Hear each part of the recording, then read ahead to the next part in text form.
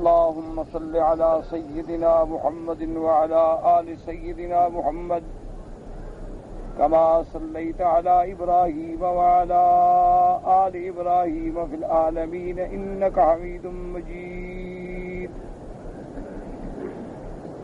قال الله تبارك وتعالى في كلامه المجيد: أعوذ بالله من الشيطان الرجيم. بسم الله الرحمن الرحيم.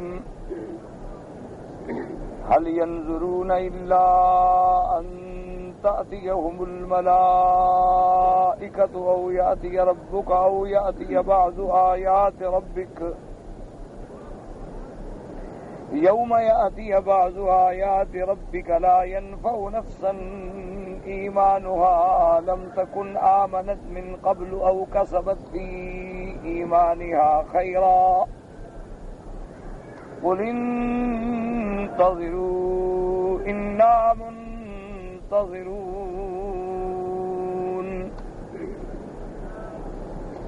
اب ان آیات مبارکہ میں جو سورۃ الانعام کی آیات مبارکہ ہیں، تحدید بھی ہے، تخویف بھی ہے، ترغیب بھی ہے. آپ الحمدللہ ثم الحمدللہ سورۃ الانعام اول سے لے کر ان آیات مبارک تک پڑھ چکے ہیں کہ جس میں اللہ تبارک و تعالی نے اس بات توحید، رد علی الشرک، اور پھر اللہ پاک نے وہ احکام، وہ شرائع، وہ فرائض بیان فرمائے ہیں کہ جو بالکل مستحکم ہیں، جن میں کسی قسم کا کوئی شک اور شبہ نہیں. اور پھر اللہ تبارک و تعالی نے اس صورت مبارکہ میں جو شبہات تھے مشرکین کے، کفار کے، مکذبین کے، ان کا بھی بڑے واضح انداز میں رد فرمایا. اور آخری آیات مبارکہ میں اللہ تبارک و تعالی نے پھر ان 10 اصولوں کو بیان فرما دیا کہ احکام میں یہ اصل ہیں، بنیاد ہے، اور ان میں کوئی رد و بدل نہیں. اور سیدنا آدم علیہ السلام کے زمانے میں تو شریعت نہیں تھی. سیدنا آدم علیہ السلام کو جب بھیجا گیا تو انہیں اس عالم کو، اس دنیا کو آباد کرنے کے لیے بھیجا گیا. انہیں وہ چیزیں سکھلائی گئیں کہ زراعت کیا ہے، کھیتی باڑی کیا ہے، صنعت کیا ہے، تمام علوم جس کی عالم کو حاجت تھی وہ آدم علیہ السلام کو دیے گئے، اور آدم علیہ السلام نے وہ اپنی اولادوں کو سکھلا دی.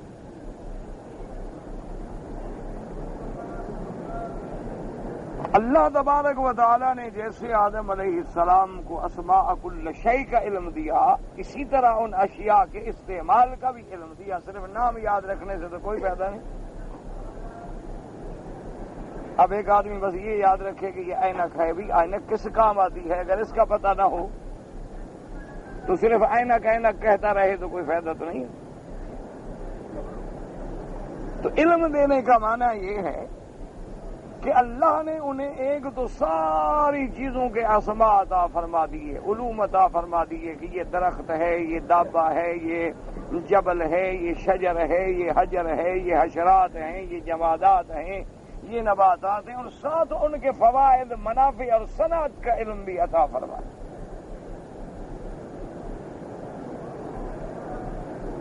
جیسا کہ بعض کتب سابقہ کی روایات میں ہے کہ جب بی بی حوا علیہ السلام اللہ کی جنت سے زمین میں اتاری گئیں تو سیدہ حوا علیہ السلام کو گرمی نے تنگ کیا، اور پھر ان کا اس وقت جو لباس ہے وہ لباس بھی تو جنت کے پتے تھے، درختوں کے باندھے ہوئے. تو اللہ تبارک و تعالی نے پھر جبریل علیہ السلام کو بھیجا تو وہ کپاس لے آئے، اور پھر آدم علیہ السلام کی اس زوجہ محترمہ کو سب سے پہلے اس کپاس سے دھاگا بنانا سکھایا گیا کہ دھاگا کیسے بنتا ہے، اور اس دھاگا بننے سے پھر کپڑا کیسے بنیں گے. تو حیا کی تعلیم جو ہے وہ دی گئی۔ تو آدم علیہ السلام کے زمانے میں الحمدللہ جتنی مخلوق تھی سب توحید پہ تھی، کوئی اختلاف نہیں۔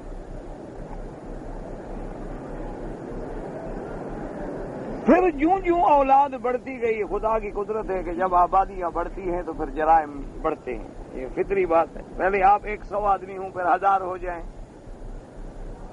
پھر 1000 کے بعد آپ 1,00,000 ہو جائیں، تو صاف بات ہے کہ دماغ بڑھ گئے، آدمی بڑھ گئے، تباہیں بڑھ گئیں، تو شرارتیں بھی بڑھ گئیں۔ پھر اس کے بعد جب اولاد بھٹکنی شروع ہوئی تو پھر سب سے پہلا نبی، سب سے پہلے رسول جو شریعت لے کے آئے وہ نوح علیہ السلام۔ اب سیدنا نوح علیہ السلام گویا سب سے اول رسول اور سب سے آخر خاتم، سب کے سردار اور سب علوم اولین و آخرین کے رازدان، وہ کون ہے؟ سیدنا محمد الرسول صلی اللہ علیہ وسلم۔ تو یہ جو آپ نے احکام پڑھے ہیں 10 جو ہم نے سابقہ آیات میں پڑھے ہیں، یہ ایسے احکام ہیں کہ کسی بھی شریعت میں اس پر خلاف کوئی۔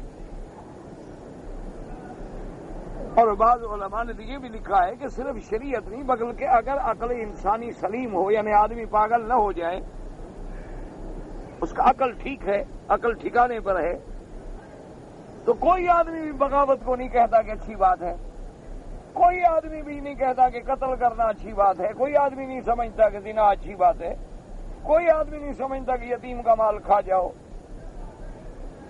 کوئی آدمی بھی نہیں سمجھتا کہ لین دین میں کھوٹ کرو، کوئی آدمی بھی یہ بات نہیں سمجھتا کہ آپ نے اگر اللہ سے کوئی وعدہ کیا ہے تو پورا نہ کرو، کوئی آدمی بھی یہ نہیں سمجھتا کہ اگر کوئی گواہی ہے، شہادت ہے، بات کرنی ہے تو سچ بات نہ کرو۔ یہ تو ایسے اصول ہیں کہ جو فطرت انسانی اور انسانیت اگر اپنے دائرے میں ہو تو ان کو مانتی ہے کہ یہ بالکل صحیح بات۔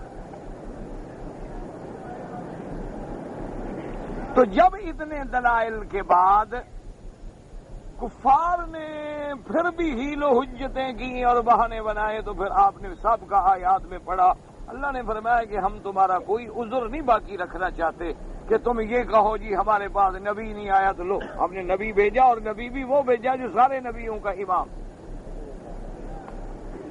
لوگوں کے پاس تو صرف نبی آئے نا، تمہارے پاس تو امام الانبیاء آئے، محمد الرسول صلی اللہ علیہ وسلم۔ سابقہ امتوں کے پاس تو رسول آئے، تمہارے پاس تو خاتم الرسول آئے۔ سابقہ انبیاء کے بعد پیغمبر آئے اور تمہارے پاس تو تمام پیغمبروں، تمام نبیوں کے بھی نبی آئے کہ ہر نبی نے میرے مدنی پہ ایمان لائے اور ہر پیغمبر نے میرے مدنی کے آنے کی خبر دی۔ سب نے تصدیق کی کہ ایک نبی آئیں گے، محمد مصطفیٰ۔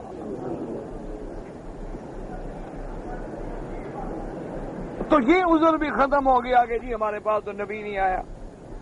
اب دوسری بات یہ تھی کہ یہ کہہ سکتے تھے کہ جناب کتابیں جو آئی ہیں نا، اللہ کی کتاب اتری ہے تورات، اللہ کی کتاب اتری انجیل، وہ تو آئی یہود اور نصارہ کے پاس، ہمارے پاس تو جناب کوئی کتاب نہیں آئی۔ اگر ہمارے پاس کوئی کتاب آتی تو ہم تو ان سے بھی جلدی ایمان لے آتے اور زیادہ ایمان لے آتے۔ اللہ نے فرمایا ہم نے سب سے افضل کتاب دے دی، قرآن، جو ساری کتابوں کا جامع ہے، کہ ان ساری کتابوں میں 1,24,000 پیغمبر آئے، ان پر کتابیں صحائف جو آئے ہیں، تو ان کے جو اصول تھے نا، گویا ان سب کا خلاصہ، ان سب کا جامع جو ہے وہ قرآن۔ اب قرآن کے ہوتے ہوئے ہمیں کسی کتاب کی ضرورت نہیں، نہ اب ہمیں تورات کی ضرورت ہے نہ انجیل کی ضرورت ہے، کیونکہ ان کا سارا خلاصہ تو قرآن میں موجود ہے۔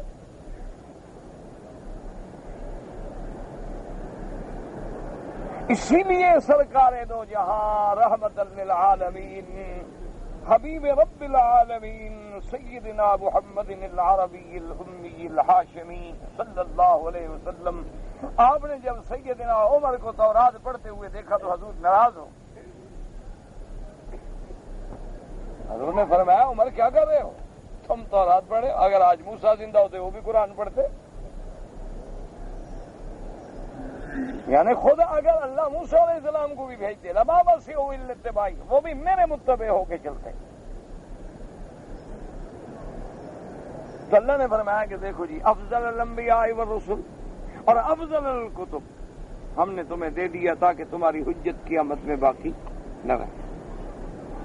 لیکن قرآن آنے کے بعد، میرا مدنی سرکار آنے کے بعد، امام الانبیاء والمرسلین کے آنے کے بعد ظالموں تم نے پھر بھی تکذیب کی، تم نے پھر بھی اللہ کے آیات کو جھٹلایا، تو پھر اس سے بڑا ظالم کون ہے؟ اور پھر تم نے صرف یہ نہیں کہ خود نہیں مانا، لوگوں کو بھی روکا کہ نہ مانو.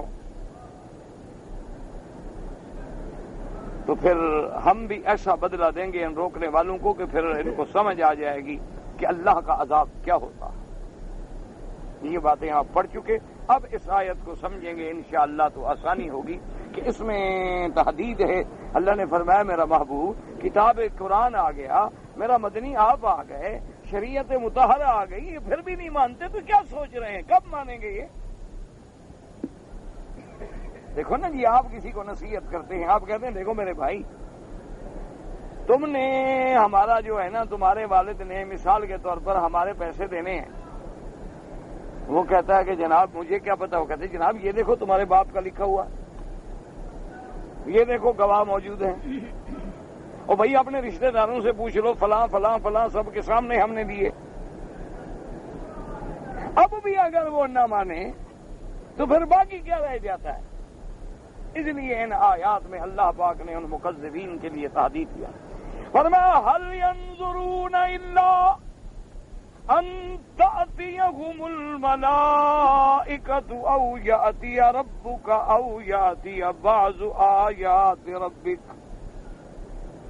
يوم يأتي بعض آيات ربك لا ينفع نفسا إيمانها لم تكن آمنت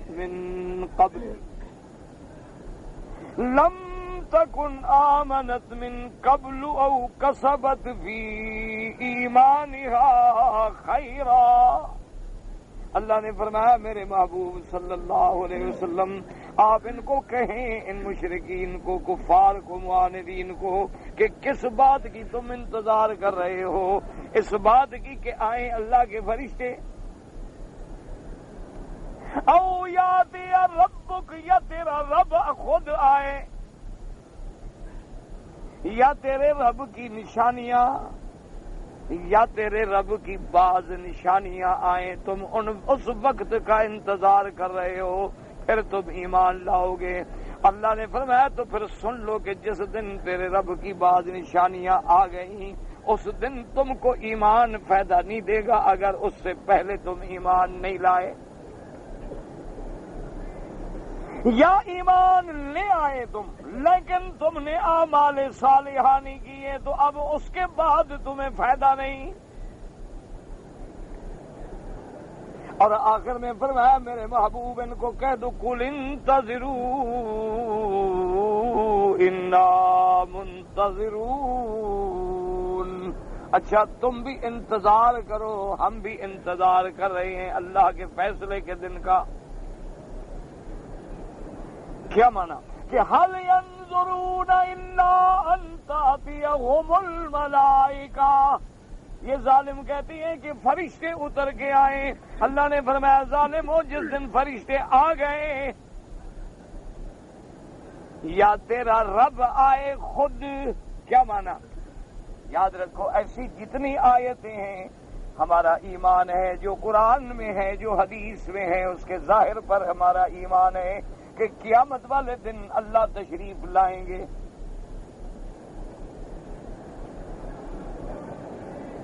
اللہ تبارک و تعالی میدان حشر میں جلوہ افروز ہوں گے اور اپنے بندوں کے درمیان میں فیصلہ بھی فرمائیں گے. اس دن یوم الجزاء، یوم الدین، جس کا قرآن میں کہا ہے، آپ نے خود پڑھا پہلی سورت میں مالک یوم الدین، اور کہیں فرمایا یوم القیامہ. اور کہیں فرمایا یوم الفصل وما ادراک ما یوم الفصل، اور کہیں قرآن کہتا ہے یوم عظیم، بڑا دن ہول والا، یوم یقوم الناس لرب العالمین، جس دن ساری مخلوق اللہ کے دربار میں اللہ کے سامنے کھڑی ہوگی۔ تو اللہ آئیں گے میدان میں، اللہ میدان حشر میں تشریف لائیں گے، ہمارا ایمان ہے، کیونکہ قرآن کہتا ہے ہمارا ایمان۔ سرکار دو جہاں صلی اللہ علیہ وسلم فرماتی ہیں کہ اللہ تبارک و تعالی تشریف لائیں گے لفصل القضاء بین العباد، تاکہ اپنے بندوں کے درمیان میں فیصلہ کریں۔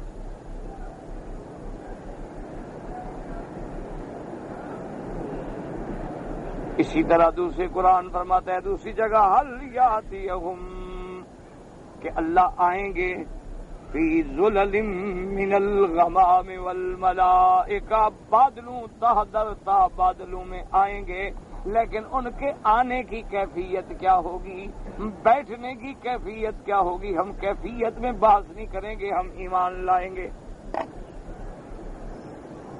یہ ہمارا مقام ہی نہیں کہ ہم سوچ سکیں، ہمارے دماغ عقول ناقصہ ہیں۔ بس جو اللہ نے فرمایا عرش پہ آمنا، بس اللہ پاک نے فرمایا میرا چہرہ ایمان ہے، اللہ نے فرمایا اللہ کے ہاتھ ایمان ہے۔ اب کوئی جاہل یہ کہے کہ وہ ہاتھ کیسے ہیں تو یہ کیفیت کی بات نہیں ہو سکتی، بس قرآن کہتا ہے اللہ کے ہاتھ ہیں، آمنا۔ بل یداہ مبسوطتان، جب کافر بدبختوں نے اعتراض کیا کہ اللہ کے ہاتھ بندے ہوئے ہیں نعوذ باللہ، اس لیے وہ ہمیں نہیں دے رہے رزق، اللہ نے رد کیا کہ نہیں، اللہ کے ہاتھ کھلے ہیں، تو اللہ کے ہاتھ ہیں۔ اسی طرح قرآن کہتا ہے اینما تولوا فثم وجہ اللہ، اللہ کی ذات، اللہ کا چہرہ۔ اسی طرح قرآن کہتا ہے یوم یکشف عن ساق وَيُدْعَوْنَ إِلَى السُّجُودِ، جس دن اللہ پاک اپنی پنڈلی مبارک کھولیں گے، ہمارا ایمان ہے۔ اس لیے یاد رکھیں کہ سلف صالحین کا اس پہ اتفاق ہے کہ نحن نؤمن بذاتہ وبجمیع صفاتہ ما اثبتہ فی کتابہ او علی لسان رسولہ من غیر تعویل ولا تکییف ولا تعطیل، کوئی تکلیف تعویل تعطیل نہیں، جو قرآن حدیث میں ہے آمنا، بس اس سے ادھر ادھر نہ جائیں، جائیں گے تو بھٹک جائیں۔ بس اسی لیے کئی فرقے جو ہیں وہ مارے گئے، اللہ کی صفات کا انکار کر گئے،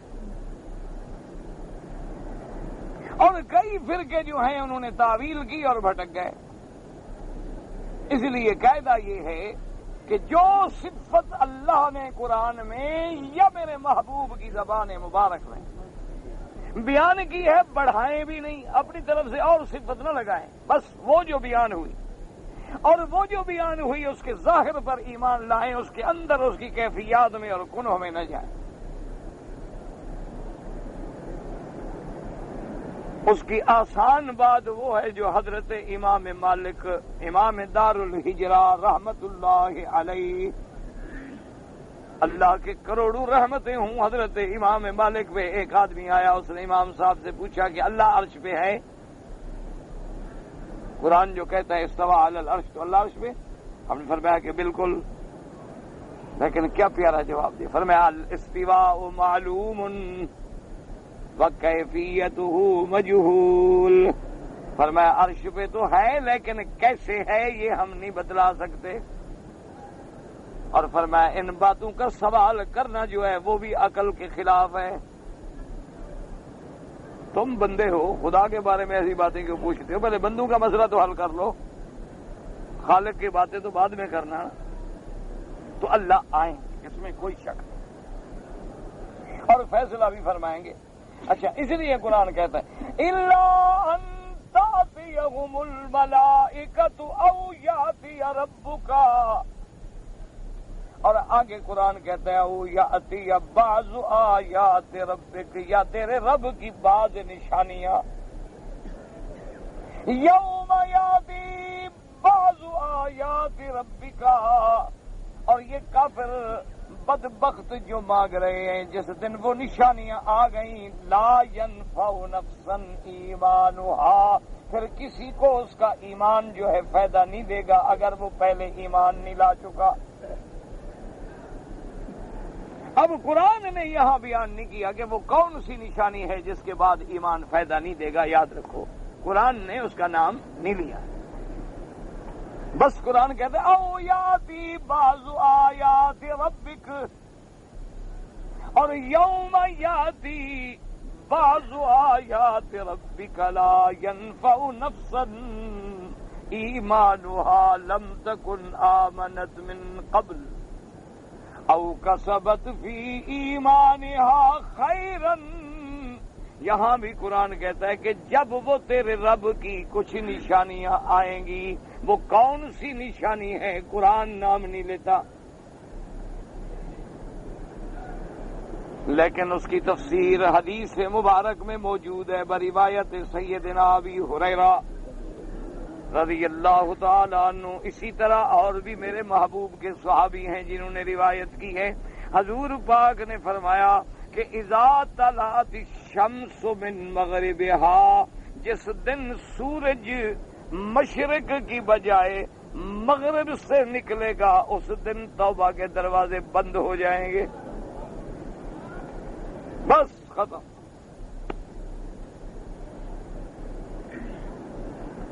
اللہ اکبر۔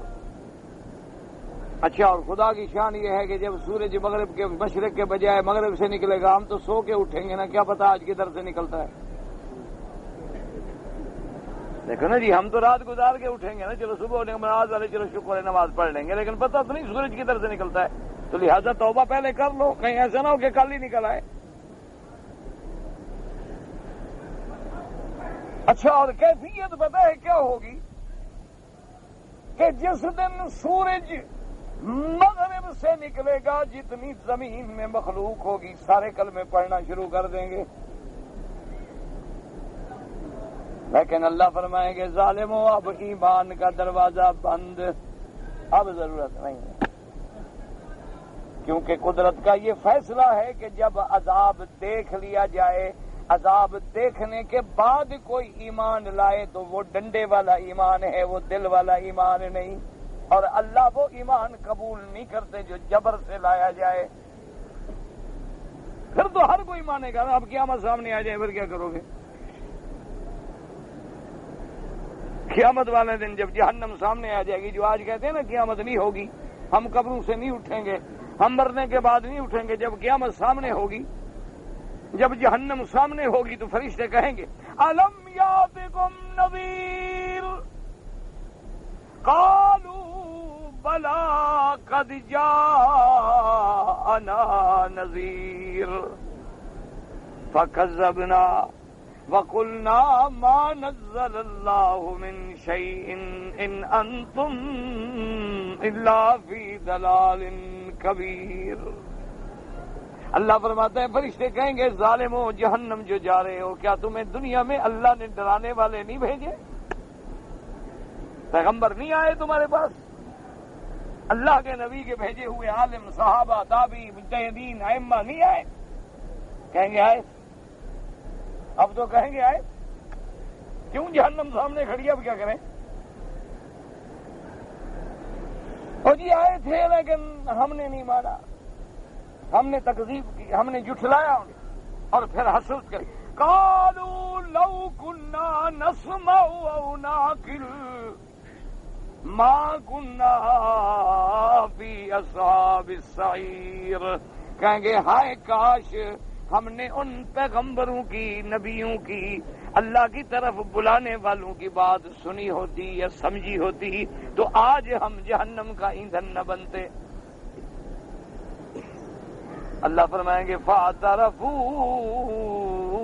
بِذَنبِهِمْ، اب مان لیا، فَسُحْقًا لِأَصْحَابِ السَّعِيرِ، ہلاکت ہو جہنم والوں کے لیے۔ اب جب جہنم سامنے ہے تو اب بدبخت مان رہے ہو۔ اسی لیے قرآن دوسری جگہ کہتا ہے کہ جب جہنم سامنے ہوگی نا، اللہ فرمائے گے فرشتوں سے پوچھو ان بدبختوں کو، یہ دنیا میں جب میرے نبی آتے تھے نا کہتے تھے جادو ہے جادو، میرے پیغمبر آتے تھے معجزات دکھاتے تھے تو یہ بدبخت کہا کرتے تھے جادوگر ہے، نہیں جادوگر ہے، موسیٰ علیہ السلام جادوگر ہے، ہارون جادوگر ہے، نبی پاک جادوگر ہیں۔ اللہ فرمائیں گے اب ان سے پوچھو افسحر ھذا ام انتم لا تبصرون۔ اللہ فرمائیں گے ان ظالموں سے پوچھو کہ یہ جو جہنم دیکھ رہے ہو یہ جادو تو نہیں؟ دیکھ لو اچھی طرح، یہ جہنم جادو کی جہنم تو نہیں؟ اصلوها، چلاؤ ان کو، داخل کرو جہنم میں۔ اصبروا او لا تصبروا سواء علیکم، اب چاہے تم صبر کر کے برداشت کرو یا چیخو فریاد کرو، برابر ہے، کوئی فائدہ نہیں۔ اور یاد رکھو میں نے تمہیں جہنم میں نہیں ڈالا، انما تجزون ما کنتم تعملون، آج تمہیں یہ جہنم کی سزا کیوں دے رہا ہوں؟ تمہارے عملوں کا بدلہ ہے، جو تم نے کیا تھا وہی کاٹ رہے ہو، جو بویا تھا آج کاٹو۔ اس لیے یاد رکھیں اللہ تبارک و تعالی نے فرمایا کہ یہ کیا چاہتے ہیں کہ فرشتے آ جائیں، جب فرشتے آ گئے تو پھر یہ بچیں گے۔ یہ کیا چاہتے ہیں کہ اللہ خود آ جائے، اور جب اللہ آئے گا تو فیصلے کا دن ہوگا، پھر یہ بچیں گے؟ یہ کیا چاہتے ہیں؟ یہ نشانیاں مانگتے ہیں۔ کون سی نشانیاں؟ اور جو نشانیاں یہ مانگتے ہیں اگر ان میں سے کچھ نشانیاں آ گئیں تو پھر تو ایمان کسی فائدے کا نہیں ہے۔ اس لیے ایک حدیث مبارک میں ہے، یاد رکھ لو، حضور پاک نے فرمایا کہ قیامت قائم نہیں ہوگی جب تک 10 نشانیاں پوری نہ ہو جائیں۔ صحیح حدیث ہے میرے محبوب صلی اللہ علیہ وسلم، جب حضور کا نام آئے تو درود شریف تو پڑھیں گے۔ ہاں اب درود کے لیے بھی قوم کو کہنا پڑتا ہے کہ حضور کے نام پہ درود پڑھو۔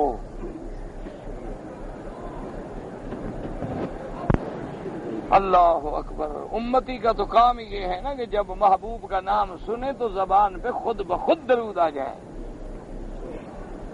ایسی عادت بن جائے کہ جب نام آئے تو بس فوراً زبان پہ صلی اللہ علیہ وسلم۔ 10 نشانیاں حضور پاک نے فرمائی ہیں، اور یہ حضرت حذیفہ بن اسید بن ابی شریحہ سے بھی روایت ہے، اور بھی صحابہ سے روایت ہے، اور حدیث صحیح۔ یہ 10 علامتیں یاد کر دو۔ علامات کیا ہوں گی؟ فرمایا طلوع الشمس من مغربها، سورج مغرب سے نکلے گا۔ اور دوسری علامت کیا ہے؟ فرمایا ایک جانور نکلے گا، دابہ۔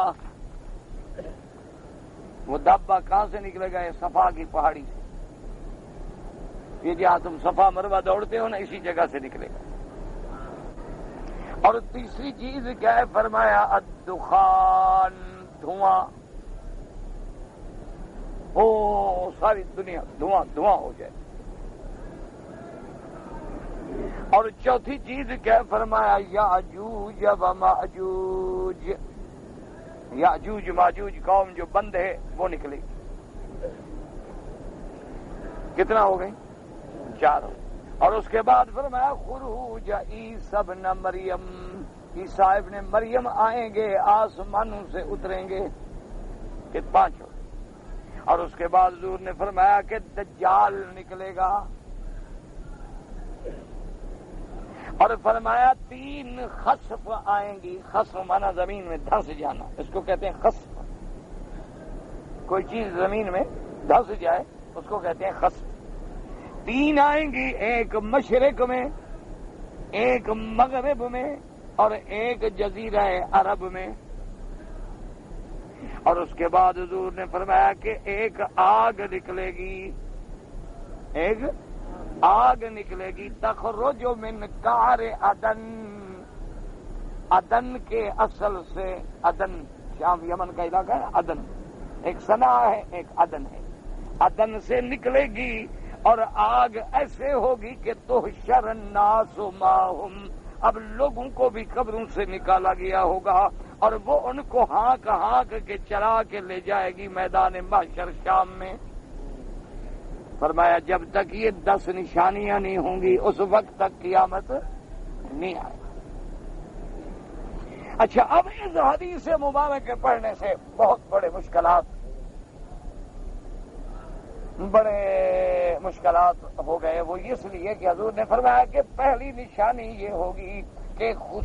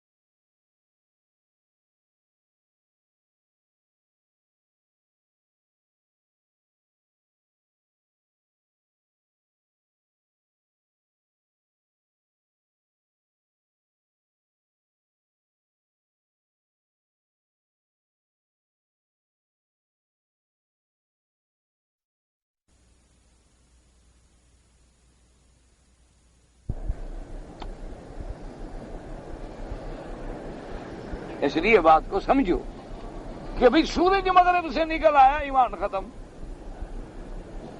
اب اس کے بعد پھر حضور نے فرمایا کہ دجال ہوگا اور عیسیٰ ابن مریم اتریں گے۔ جب عیسیٰ ابن مریم اتریں گے دجال کو ماریں گے، صلیب کو ختم کریں گے، دنیا میں ایمان پھیلائیں گے، وہ تو سب لوگوں کو ایمان کی دعوت دیں گے اور پوری دنیا میں ایمان اور عدل اور میزان اور انصاف ہو جائے گا۔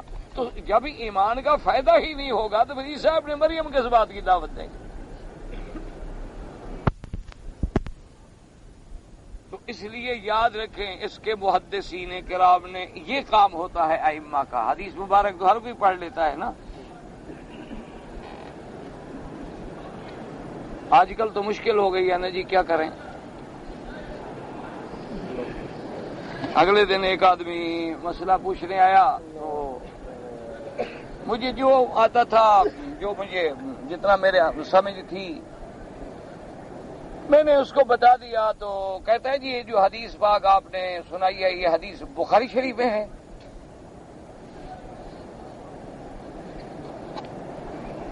میں نے کہا تم بخاری شریف پڑھے ہوئے ہو؟ نہیں پڑھا ہوا تو نہیں۔ میں نے کہا آپ کو یہ پتا ہے کہ بخاری شریف کس نے لکھی تھی؟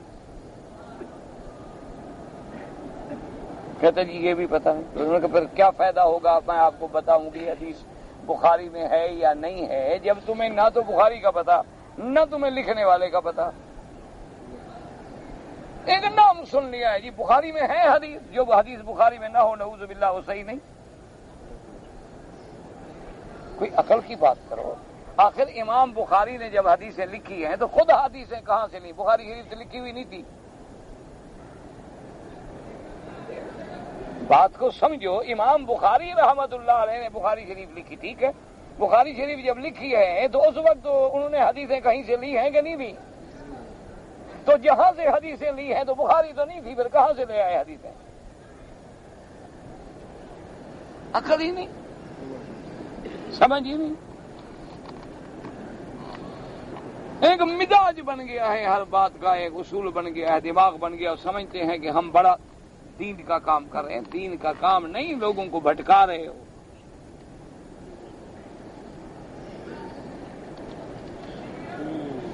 بات کو سمجھا کرو اللہ کے بندے، اللہ پاک سے دعا کیا کرو اللہ ہمیں محمد مدنی کا غلام بنائے صلی اللہ علیہ وسلم۔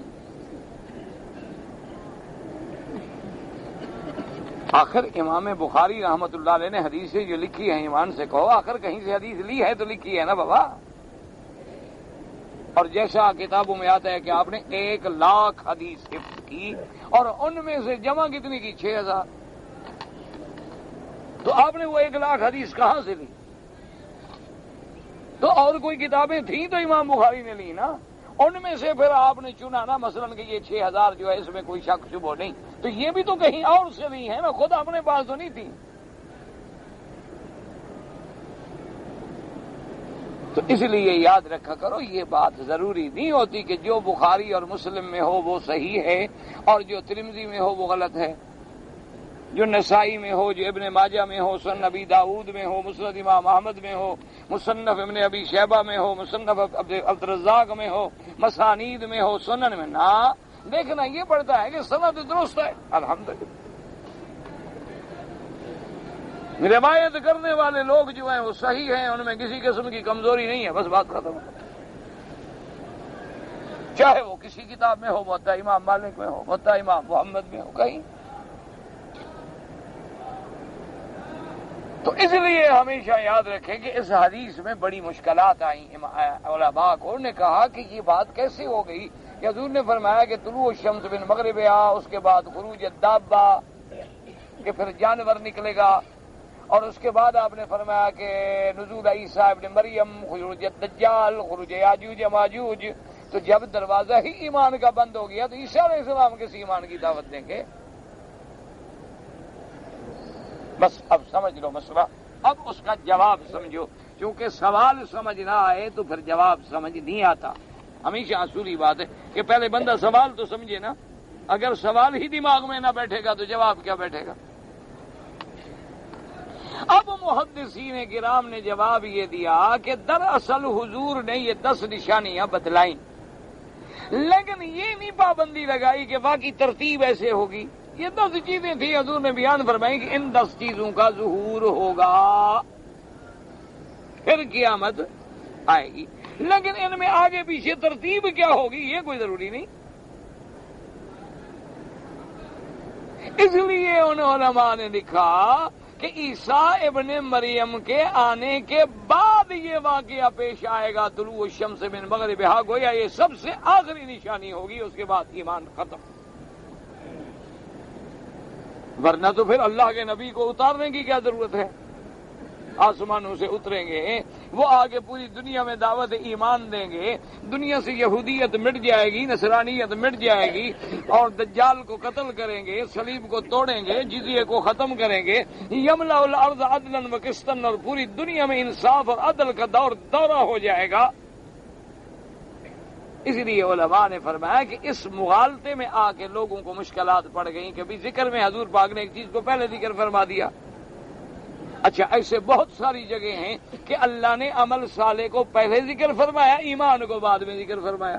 قرآن میں بہت سارے مقامات ایسے ہیں کہ اللہ پاک نے پہلے تو فرمایا کہ عمل اچھے کریں، پھر ہے کہ ایمان بھی ہو. تو پہلے ایمان ہوگا تو عمل صالح بھی قبول ہوگا، ایمان نہ ہو تو عمل صالح قبول کیا ہوگا؟ اور کہیں ایمان کو مقدم ذکر کیا، اعمال کو مؤخر ذکر کیا. ان الذین آمنوا وعملوا الصالحات. تو اس لیے علماء نے فرمایا کہ اس ترتیب کا یہ بات سمجھ میں آ جائے تو پھر حدیث میں اشکال باقی نہیں رہے. ایک اور بعض علماء نے اس کا ایک اور جواب بھی دیا ہے. انہوں نے کہا کہ جیسے مغرب سے سورج نکلا توبہ کا دروازہ بند، لیکن کب تک؟ یہ تو پابندی نہیں ہے نا،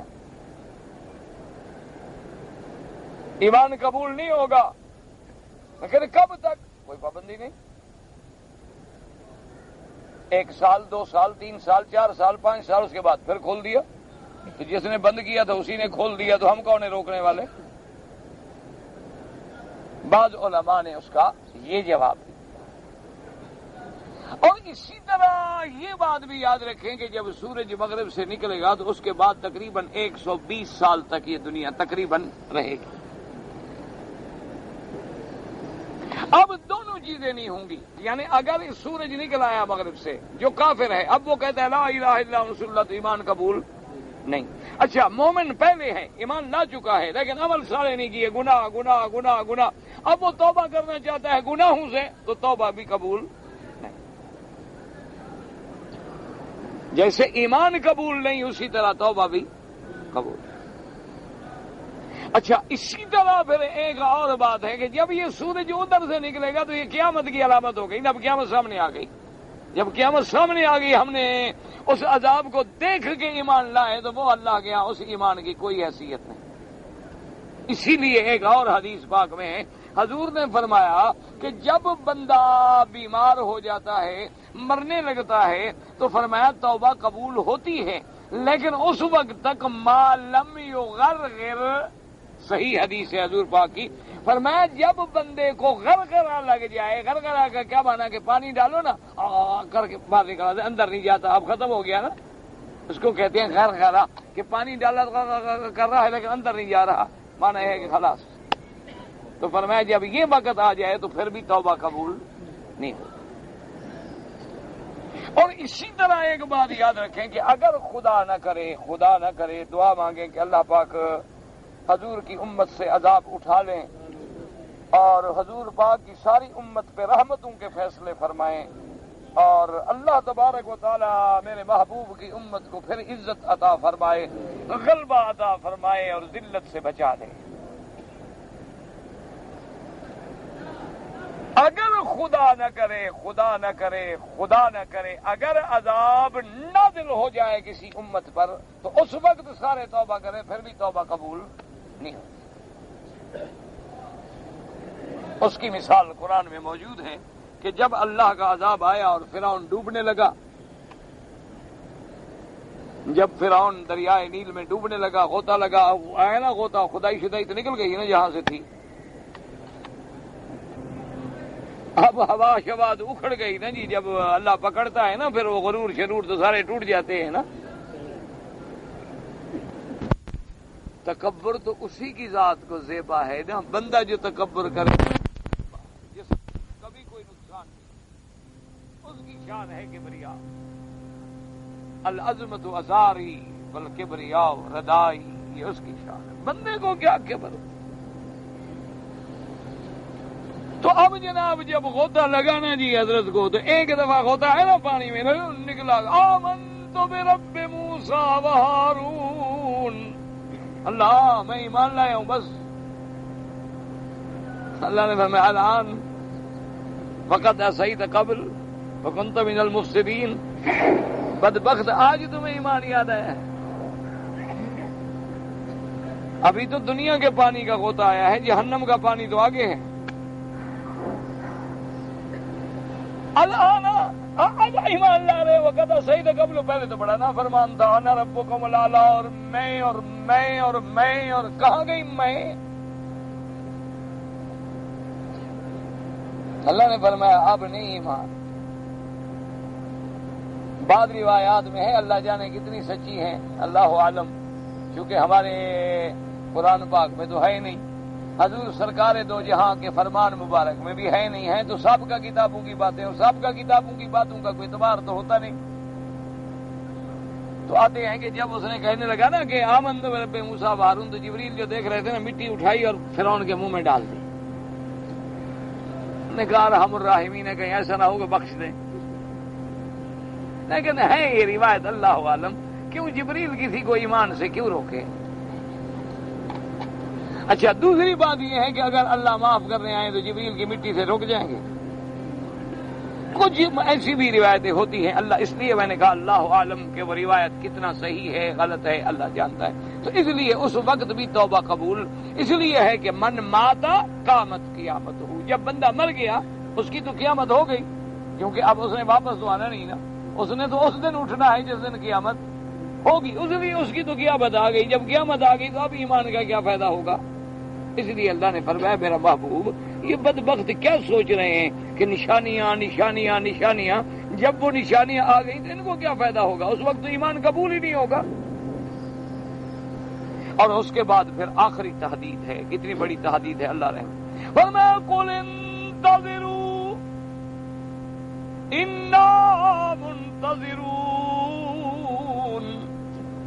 اللہ نے فرمایا میرا محبوب اب ان کو چیلنج کر دو کہ اچھا تم نہیں مانتے ہو میرے خدا کو، میری نبوت رسالت کو، انتظار کرو، چلو چلو انتظار کرو، تم بھی انتظار کرو ہم بھی انتظار کریں، پتہ لگ جائے گا کہ سچا کون ہے۔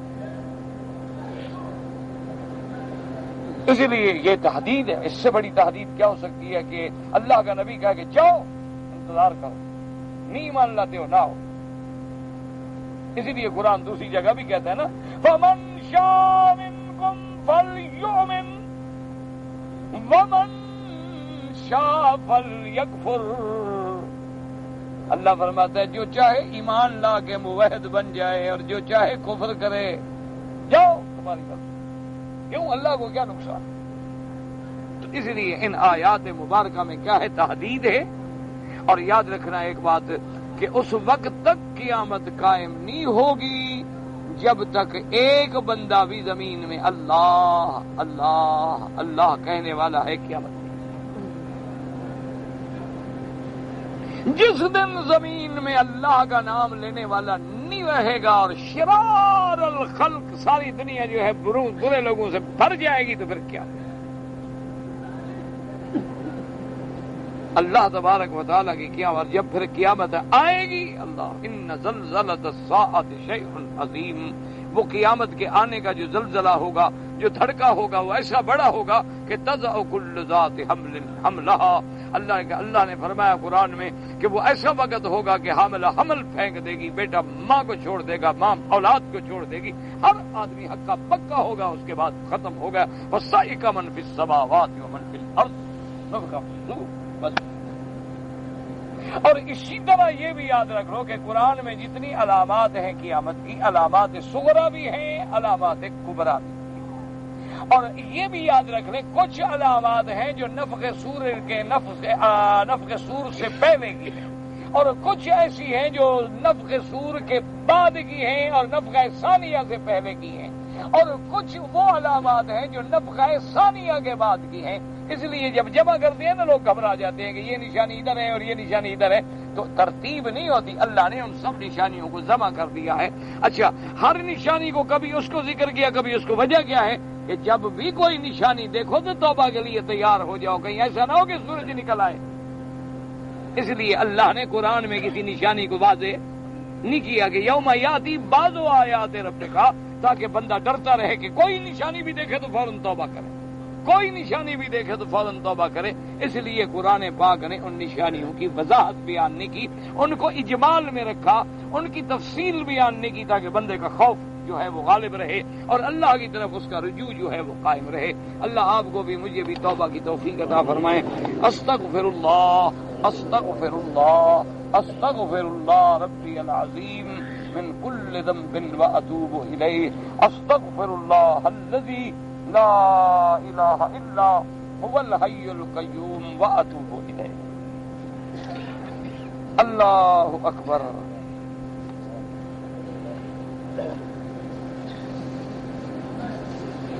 ہم نے سنا ہے کہ زکوٰۃ جو ہے 7.25 تولے سونے کے بعد دینا فرض ہو جاتی ہے، چاہے وہ زیور ہو۔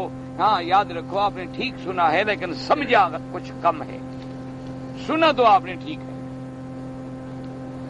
امام ابو حنیفہ رحمت اللہ علیہ کے نزدیک وہ زیور جو عورت نے پہنا ہے یا کبھی کبھی شادی میں پہنتی ہے یعنی استعمال کے لیے ہے، اس پر بھی زکوٰۃ دینا ضروری ہے۔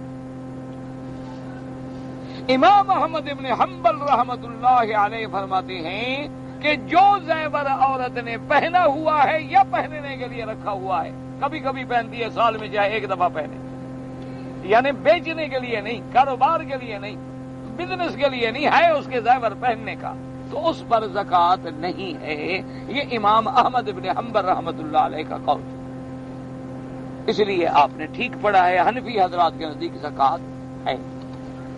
ویسے بہرحال یاد رکھیں کہ ہم تو کسی امام کی الحمدللہ نہ تنقیص کر سکتے ہیں، نہ ان کے شان میں کبھی بے ادبی کا تصور بھی نہیں کر سکتے ہیں۔ اللہ ان کی قبروں پہ کروڑوں رحمتیں فرمائے۔ چلو فیصلہ ہو گیا کہ زیور کی زکوٰۃ نہیں تھی، تو جو نکال چکے ہیں ان کو اللہ خیرات کا فیصلہ ثواب تو دے گا نا۔ زکوٰۃ فرض کا نہیں ملے گا تو عام صدقے کا تو ملے گا نا. اللہ پاک کسی کا ثواب تو ضائع نہیں کرتے نا.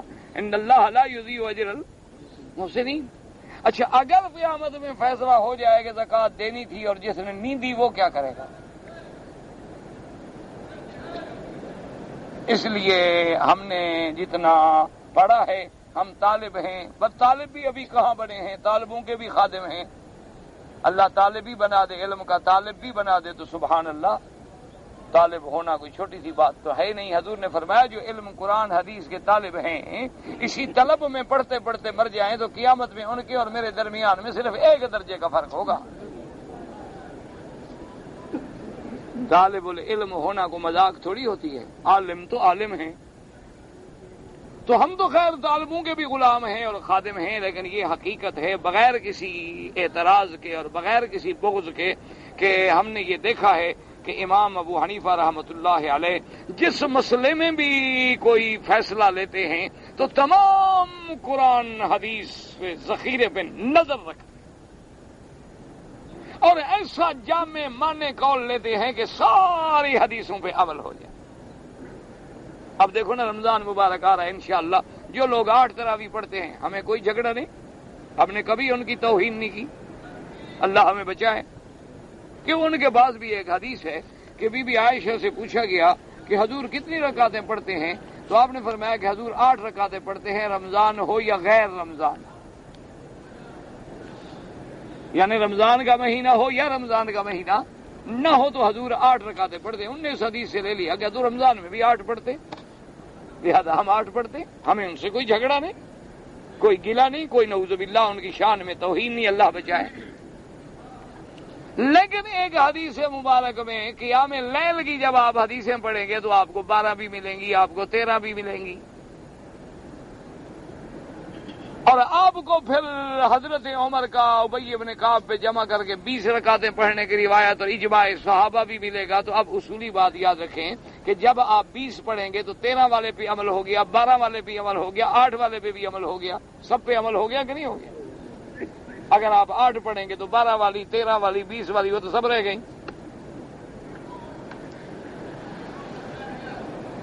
ایک دوسری بات یہ ہے میرے بھائی کہ جہاں آیا ہے نا کہ حضور پاک سرکار دو عالم صلی اللہ علیہ وسلم 8 رکعات 8 رکعتیں پڑھتے تھے تو وہاں آگے ایک وضاحت بھی ہے کہ کان یصلی 4 حضور 4 رکعتیں پڑھتے تھے. فلا تسأل عن حسنہن وطولہن. بی بی فرماتی ہے حضور 4 رکعتیں کر کے 8 رکعتیں پوری کرتے تھے. لیکن میرے بیٹے حضور کی نماز کا کیا پوچھتے ہو، وہ کتنی لمبی نماز ہوتی تھی اور کیسی خوبصورت نماز ہوتی تھی، اس کا تو میرے بیٹے تم سوچ بھی نہیں سکتے نا. وہ نماز میرے مدنی محبوب کی تھی.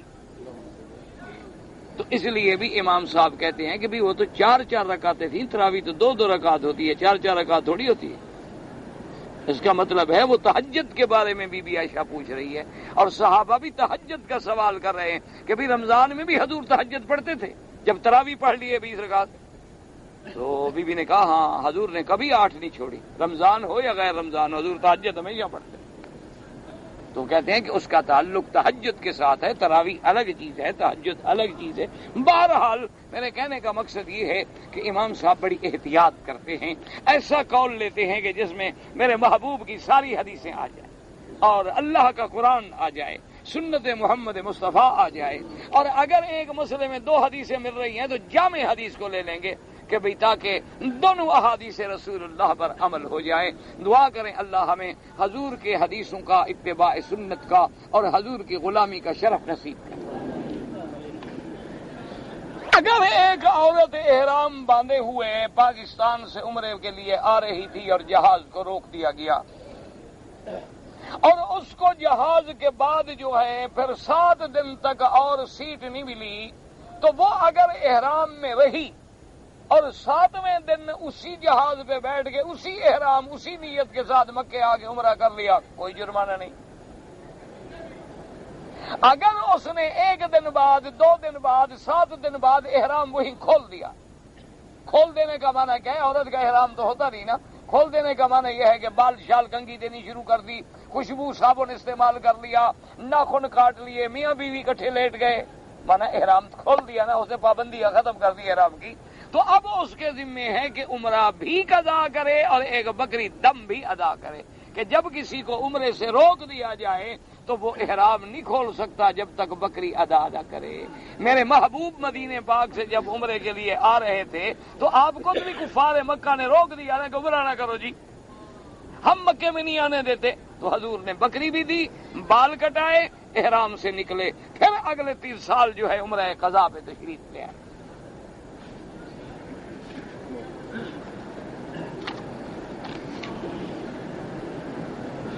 میں صبح سے 700 کلومیٹر سفر کرتا ہوں، بھئی جب تک تم ڈرائیور ہو، رات دن سفر میں ہو، چاہے 20 سال سفر میں رہو، نماز قصر پڑھو گے۔ جس دن گھر لوٹ آؤ، جہاں تم نے قیام کیا ہوا ہے، گھر بنایا ہوا ہے، تو وہاں پوری پڑھو گے۔ پھر سفر میں نکلے، پھر سفر، چاہے ساری زندگی سفر کرو۔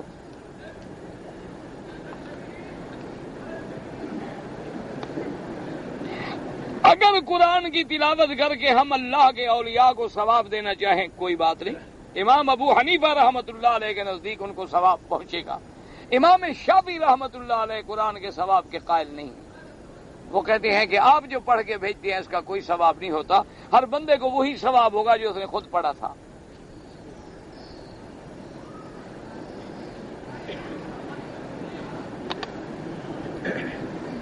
میں ایک دن زمزم کے جالون بھر رہا تھا، غلطی سے ایک جالون پانی کا کسی دوسرے آدمی کا میری گاڑی میں آ گیا، تو اب اس کو آپ خیرات کر کے تم بھی کسی کو اللہ واسطے دے دو، خود استعمال نہ کرو، چونکہ تمہارا ملک تو ہے نہیں، ملک تو وہ کسی دوسرے کا ہے نا، بھول کے تمہارے پاس آیا ہے۔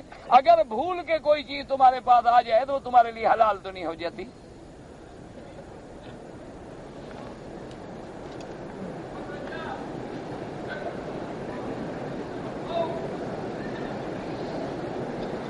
میں نے اپنے کفیل کے پاس 8 گھنٹے ڈیوٹی پر 1200 ریال تنخواہ کا فیصلہ کیا ہے، کبھی کبھی وہ مجھ سے 9 گھنٹے کام لیتا ہے۔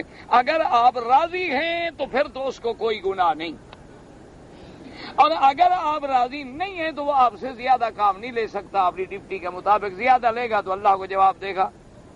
لیکن تم یہ بھی سوچو کہ اس ڈیوٹی کے علاوہ بھی کبھی وہ تمہارے ساتھ مروت کرتا ہے، تمہیں کھانے کو، تمہیں روٹی کو، تمہیں رہائش کو، اور کبھی کوئی چیزیں دے دیتا ہے۔ اگر وہ دے دیتا ہے تو تم اس احسان کے بدلے میں 1 گھنٹہ زیادہ کر دیا کرو، کیا فرق پڑتا ہے؟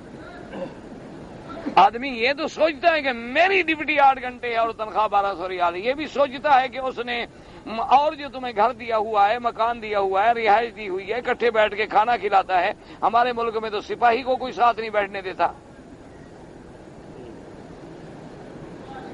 ہمارے ملک میں تو اللہ معاف کرے نا، بڑے آدمی کی علامت یہ ہے کہ اس کے ساتھ کوئی غریب آدمی تو روٹی نہیں کھا سکتا۔ یہ جو ہمارے کالے انگریز ہیں نا جی، ایک تو تھے نا وہ گورے بدبخت، ایک ہے نقلی ہمارے کالے انگریز، یہ ان سے بھی آگے بڑھ گئے۔ پلیٹ الگ، گلاس الگ، کرسی الگ، ٹشو الگ، چھری الگ، کانٹے الگ، ہر چیز الگ، اور جو جماعت سے الگ ہو جائے پھر اس کا فیصلہ حضور سے کبھی پوچھ لینا حدیث میں۔ سنت کیا ہے کہ حضور کے سامنے ایک پیالہ آتا تھا پانی کا، حضور فرماتے سارے پی لو، میں محمد بعد میں پیوں گا۔ تمہارے صاحب کو تو جراثیم لگ جائیں گے نا، اللہ کی رحمت سے یہ مرتے ہی جراثیم سے ہیں انشاءاللہ۔ اتنا بڑا پیالہ حضور سب کو پلا رہے ہیں کہ غلام پی لے، مخدوم بعد میں پیے گا۔ اور کھانا جب حضور کھاتے تو پلیٹوں میں نہیں ہوتا تھا، اتنا بڑے پیالے میں سب کھانا ڈالا ہوا ہے، حضور کٹھے بیٹھ کے کٹھے کھا۔ اللہ اکبر، ہم ہیں بڑے عاشق رسول، لیکن جناب کھانا چھری کانٹے سے، اور گلے میں ٹائی، اور زبان پہ انگریزی، جو انگریزی بولتا ہو پڑھا لکھا، اور جو عربی بولتا ہے ملا ہے، پرانے خیالات کا ملا ہے، ملا لوگ ہیں نہیں، ملا مولوی ہے، بنیاد پرست۔ وہ بدبخت ہو جس کی بنیاد نہ ہو، وہ بھی کوئی عمارت کھڑی ہو سکتی ہے۔ اللہ کے بندو، اور ایک بات یاد رکھو، نہ بنیاد پرست نہ سورج پرست، مسلمان صرف خدا پرست ہوتا ہے۔ بات ہمیشہ یاد رکھو، مسلمان صرف اللہ کی عبادت کرتا ہے۔ باقی بنیاد تو اسلام کی ہے نا، بنی الاسلام علی خمس، حضور نے فرمایا اسلام کی بنیاد 5 چیزوں پہ ہے۔ پہلی چیز کیا ہے؟ توحید، اور دوسری کیا ہے؟ نماز، تیسری کیا ہے؟ زکوٰۃ، چوتھی کیا ہے؟ روزے رمضان کے، اور 5ویں کیا ہے؟ حج۔ فرمایا یہ 4 دیواریں ہیں، یہ چھت ہے، پھر اسلام مکمل ہوتا ہے۔ یہ بنیاد ہے۔